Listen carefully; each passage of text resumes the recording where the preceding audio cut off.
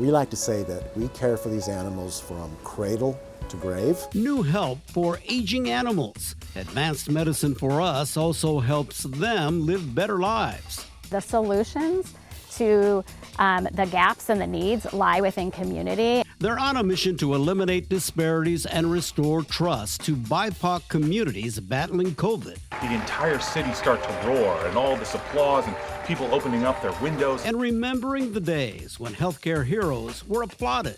Is it time to sound off again? These stories and more next on CityStream.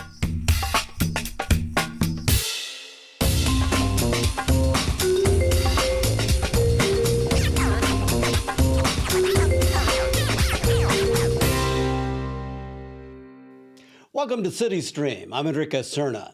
We begin not with politics or the pandemic, but penguins. Who doesn't love the penguin exhibit at Woodland Park Zoo?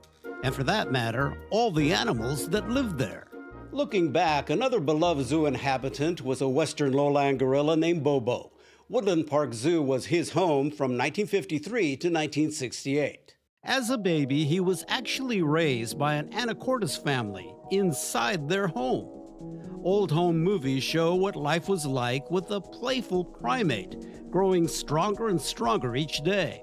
Soon, Bobo was too much to handle, and the family found a new home for him at Woodland Park Zoo. He instantly became an international celebrity. But when Bobo got sick at the age of 18, nothing could be done to help him. Today, advancements in science and medicine enable veterinarians to care for creatures young and old. As Jenny Cunningham shows us, one thing hasn't changed: gorillas are still superstars. There's no doubt who the star of Woodland Park Zoo is these days. As soon as the zoo opens, fans rush to the gorilla exhibit to watch the new baby Kotoko. Just like his mom Azuma, he has no fear of heights. Hi, gorilla.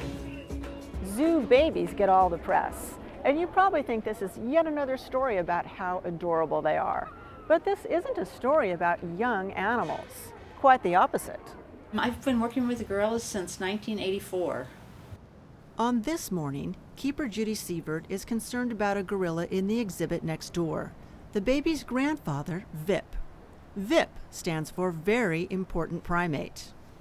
He came to us in 96, I think. He was like a young male, just like 17 years old. We had 2 females to put with him. He was a wonderful guy. He ended up having 7 daughters at our zoo. At 41, Vip is a codger among great apes, already several years older than male western gorillas in the wild. That makes him part of a fast-growing demographic at zoos: senior citizens. Elk, orangutans, penguins, and bunnies at Woodland Park Zoo are some of the oldest examples of their species. Because they're living longer than their wild counterparts, we're starting to see many different ailments, diseases that orangs in the wild and all animals in the wild simply don't see because they don't live that long. One reason for the longevity? She does get a daily pain medication. The zoos discovered that medicines developed for humans in their golden years help animals in theirs. Vip has arthritis. The keepers make him comfortable with the same anti-inflammatories that you or your Aunt Mary might take. Sometimes what I'll hear about is an innovative approach to an animal patient or even a human patient. And I'll try that here. The director of animal health at the zoo is also on the lookout for hands-on help for his patients. One example, Vip gets laser treatment on his aching joints. What do you think about that, Kaylee? Do you like them? But first the zoo tried the laser on an animal that weighs fewer than 450 pounds. At 31, Mr. C is one of the world's oldest penguins.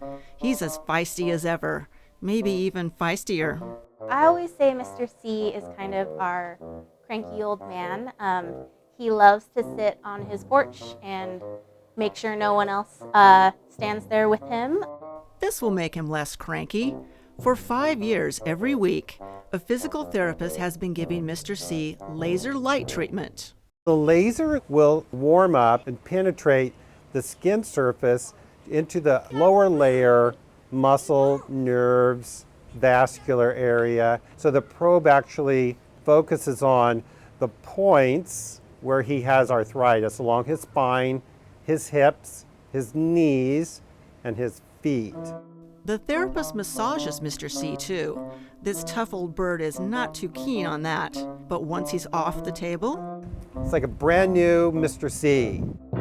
How about ancient remedies for modern animals? Woodland Park Zoo was one of the first American zoos with a vet tech certified to do this. Teeny needles are placed in specific points of this bunny's body. And the rabbit is not complaining.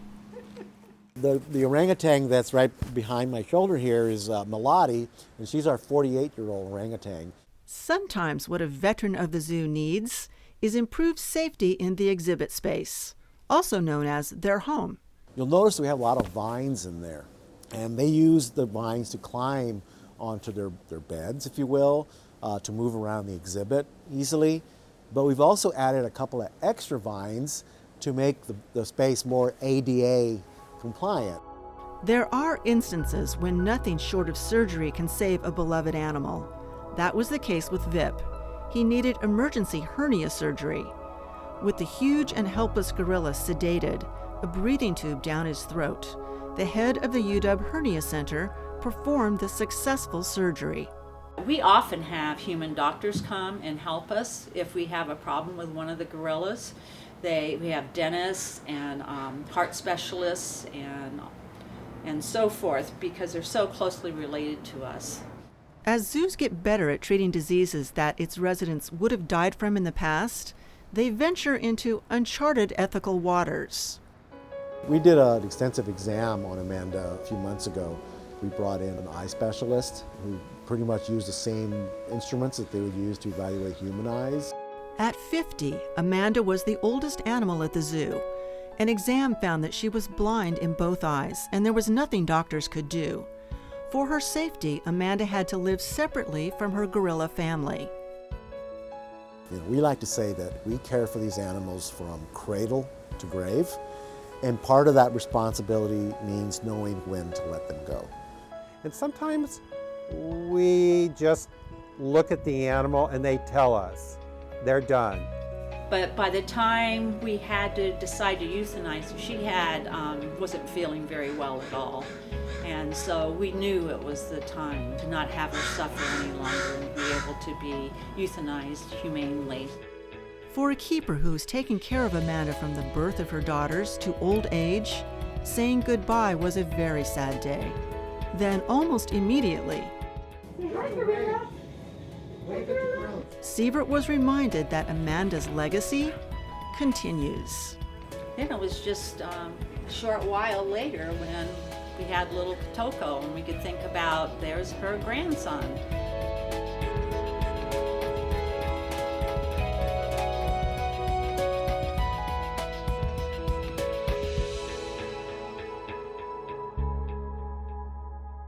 Oh baby, the excitement continues at Woodland Park Zoo. Nadiri, a 24-year-old Western lowland gorilla, just gave birth to this healthy baby girl. The newborn's father, Kwame, is also dad to little Kotoko, who you saw in the story. The new baby is the 15th gorilla born at Woodland Park Zoo. If you'd like to learn more, go to zoo.org and click on Growing Up Gorilla. Next on CityStream, one group's mission to end healthcare disparities in BIPOC communities battling COVID.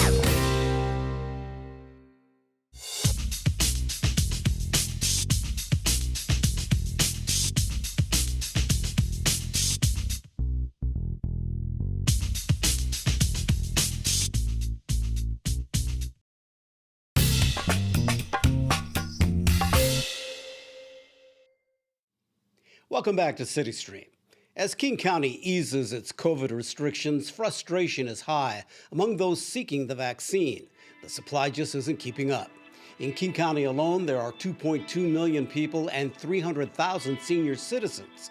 So far, only 10% of county residents have received at least one dose of the vaccine.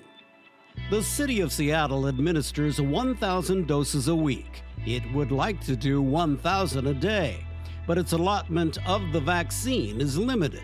Since we launched our 2 mobile teams on January 14th, we have vaccinated 2,000 vulnerable Seattleites, including 70% of them who were people of color. And that's really important. We have seen this disease has disproportionately impacted our communities of color, particularly our Latinx community and our Black community. Mistrust, plus a lack of access to testing and vaccinations, are several of the reasons fueling a disproportionate rise in COVID cases in BIPOC communities. One organization has a plan to change that, and it's centered on trust. Healthier Here says we must trust communities to care for their own. Producer Andy Ng has more. It is having ripple effects, challenging one's basic need stability. It's challenging one's access to physical health care. You can't even go visit your people at the hospital. The COVID pandemic has put a spotlight on just how much inequity there is for people of color once they get sick. That's across the country and right here in the Northwest. When you look at the data for the Seattle region, our outcomes data look great compared to other counties and cities in our country, but when you start to pull apart the data and look at it by zip code or different cities in our community, we are seeing our populations, our communities of color, being disproportionately impacted by COVID, having more positive cases of COVID as well as poorer outcomes when they get the COVID virus.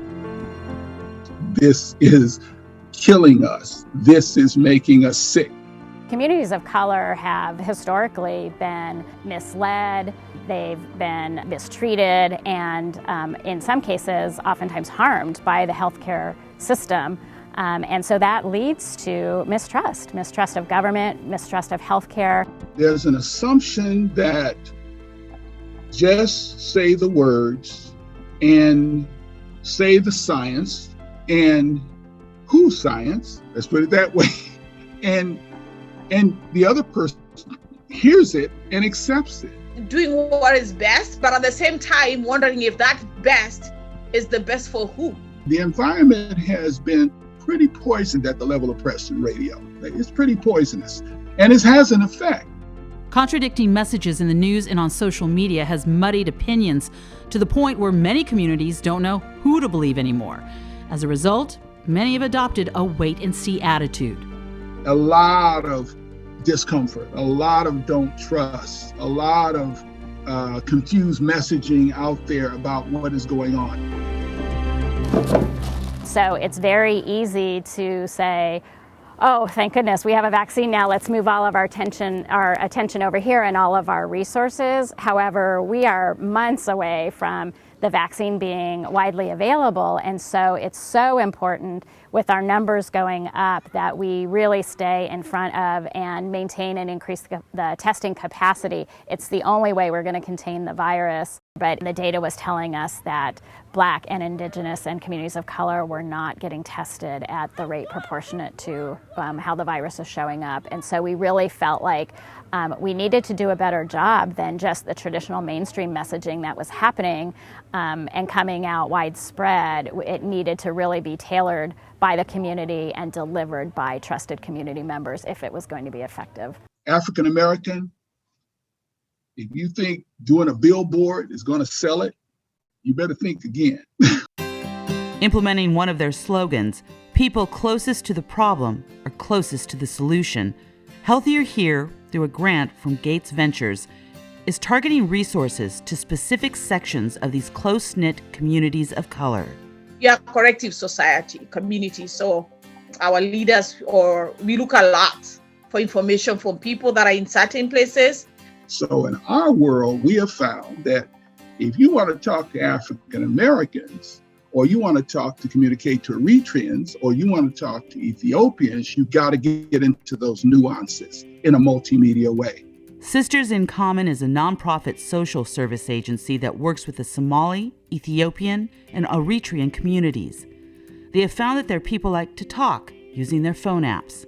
Knowing this, they created a community alert blog that can translate information into the languages of the people they serve and guide the conversations. But what works for one community does not always work for the next. The Latinx community has a pretty robust and comprehensive Latin radio station that is really used to get widespread messaging out to that community. And so, we're going to resource them to develop radio spots. Word of mouth is more powerful, and so we leverage that to get to our people. Teenagers Plus, also known as TI Plus, is another nonprofit helping to get the right messages out about COVID testing. For their mainly East African community connections, good old-fashioned conference calls seem to work best. Not everyone has a smartphone or a computer, so the easiest way to connect is to dial in. We became visible because this is a safe place, and we are the in-group, and we are part of that group. So we are as part of that, and they feel safer.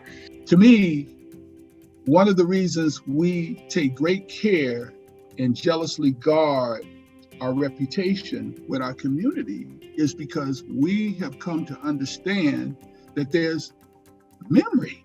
Trust matters. Respect matters. Collaboration matters. The starting point is accessibility.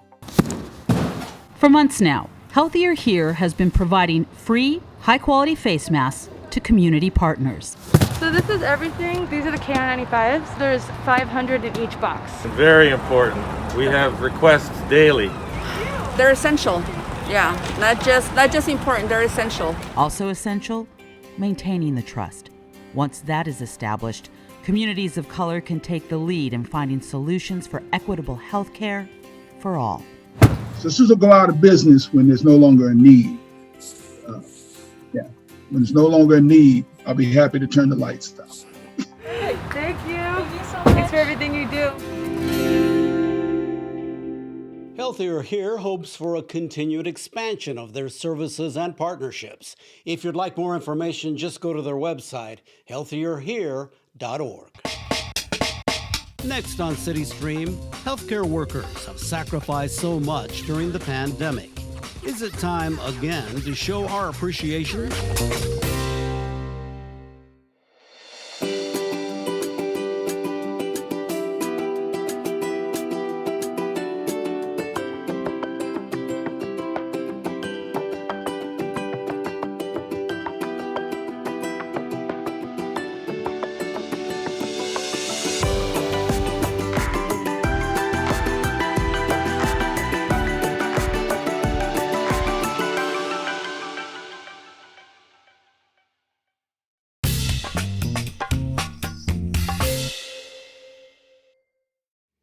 When the COVID vaccine got the go-ahead, healthcare workers were the first to roll up their sleeves.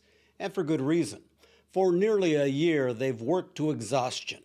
They've endured heartbreak, comforting the dying while families said goodbye from a distance. Hundreds have lost their lives. In the early days of the pandemic, we came together and made some noise for our healthcare heroes. We wanted to let them know we haven't forgotten. Producer Ian DeVere has more.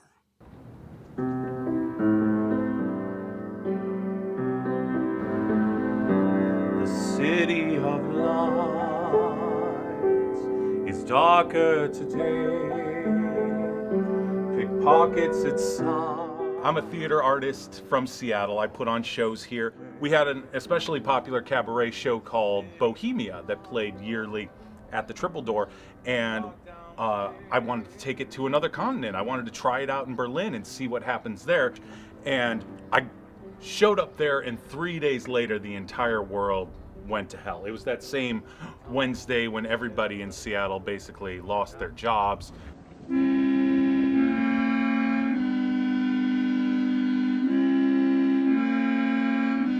The city of lights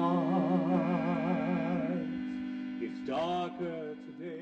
So I ran to Paris, and I was there for about 10 days before I was able to get a flight home. And the very last night I was in Paris, at 8 o'clock, I heard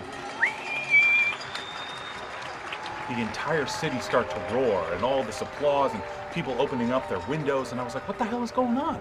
And someone said to me, this is a way of applauding all the healthcare workers, all the people who are on the front lines, who are, you know, out there saving lives and risking their lives for everyone in Paris. And it was so beautiful. And I got chills up and down my spine, and I just thought, oh my goodness, when I get back to Seattle, I hope they're doing this. And I got back here and it hadn't started here yet. So I used whatever media savvy that I had and whatever following that I had from the theater world and tried to push it into existence. And a lot of healthcare workers get off at 7 o'clock. But the word around the street is that no one actually made it outside by 7, especially if you're a healthcare worker right now. So you wouldn't really hear it until about 8 p.m. So that's why we started it at that hour, so that people would actually hear it.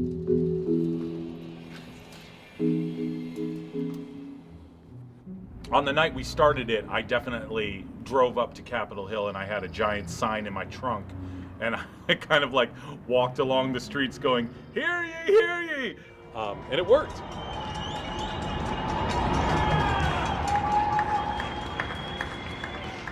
It's not my idea, obviously, and it's not about me at all. But the thing that was really touching was hearing back from the healthcare workers.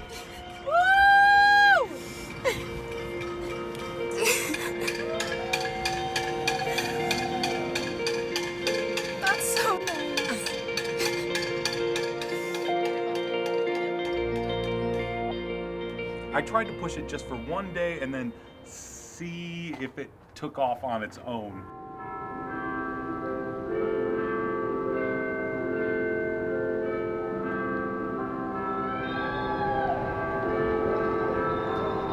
Really happy to see that it spread and that it's still going. There's a number of different things that happen with making a joyful noise citywide that maybe isn't to everyone's taste.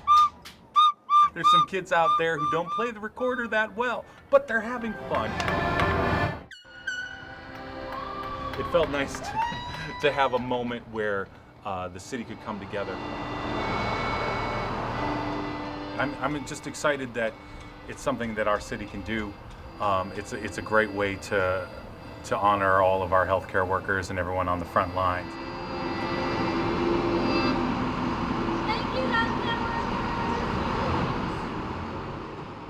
That wraps up this episode of CityStream from Casa Cerna. If you'd like to watch more great Seattle Channel programming, visit our website, seattle.gov, and click on Feature Shows. I'm Enrique Cerna. Stay safe. Take care of yourself. Thank you for watching.